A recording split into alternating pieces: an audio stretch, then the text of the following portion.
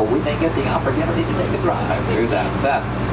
Now, coming up off to the right is perhaps one of the most important pieces of real estate on any studio backlot.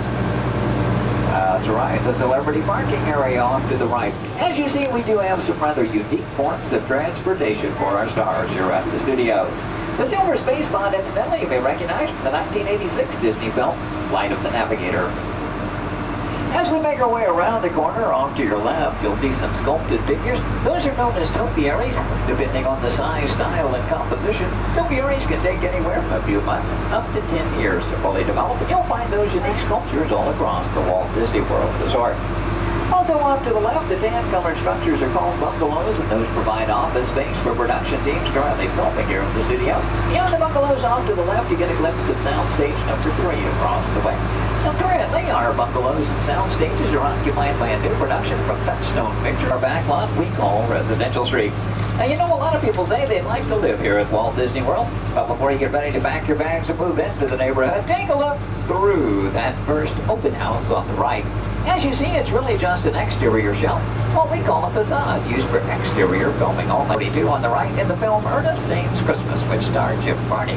The exterior of that house created Burns' house in the film. That also, incidentally, was the first feature film with Burns out front, was the home of the Emmy Award-winning Golden Girls, which starred B. Arthur, Betty White, Will McClanahan, and Estelle Getty. The exterior of that house was filmed right here on our backlot. It was then edited together with interior footage shot on a soundstage in California to create the westerns from Touchstone Television's Empty Nest, which starred Richard Mulligan, Dinah Van Hoff, David Leisure, and Bear the Dog as Dreyfus, as we formerly did with the Golden Girls. And coming up at the end of Residential Street off to the right. Oh, this does not look like your typical suburban household here.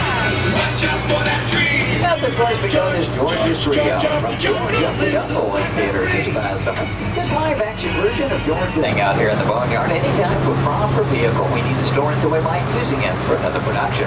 The C-123 cargo plane section on the corner, for example, that appeared in 1995's Operation Dumbo Drop, which starred Danny Glover. You might be interested to know when we first received that aircraft fuselage, it was actually quite a bit larger. Portions were later shipped back to the West Coast, and those appeared in Con Air with Nicolas Cage.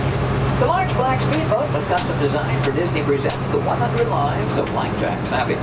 And you'll also see a series of older-style military vehicles coming up. The large tank at the front of that group was used by director Steven Spielberg in Indiana Jones and The Last Crusade, which starred Harrison Ford and Sean Connery. The 3 Acme waste disposal trucks all represented one vehicle in different stages of destruction. Those from the live-action version of 101 Dalmatians. And this large mechanical monster staring at you may recognize as the Toontown Dipmobile from the Blue Frame to Roger Rabbit. The 3 blue sedans and the orange and red trolley car are also from that same film. The trolley, however, is not really a trolley, actually just a bus that's been modified. Those steel-looking wheels are really fiberglass coverings being used to hide the tires on the bus. The futuristic military-looking vehicles appeared in Starship Troopers. The helicopter cockpit from the film Blue Thunder, used from one of the close-up shots of actors Roy Scheider and Daniel Stern in the film. The GV Super Sportster aircraft and the auto-gyrocopter, both from The Rocketeer, which starred Bill Campbell and Jennifer Connelly. And these large blue containers full of pipes are rather unusual. Those serve to set the interior sets of the USS Alabama submarine for the film Crimson Tide with Gene Hackman and Denzel Washington. And also take a glance across the canal. Now that's the true backstage view of the houses we saw in Residential Street. Keep in mind as we travel down Residential, that was the camera's point of view. So from this side, the architectural details all in, just out of camera range. Right, they're going to build what a camera needs to see. Now up next is a large standing set. As a matter of fact, that's where those special effects tests were going on that I mentioned earlier in the tour. When the tests have been underway today, the set has been off limits to our tours, but why see if that direction Travis is going? He has gotten the okay from our production coordinator to go inside this set this afternoon. We're in between tests at the moment, so we'll get a look around and hopefully a photo opportunity for you. This effect is being created by some high-pressure water spouts overhead and just out of our camera's range. Sprays the water upward and outward in a circuit of motion. Scene 1. No, I'm sorry. This is one of the rain effect, not scene 1. But hold on, everybody. Looks like we're going to be a part of that.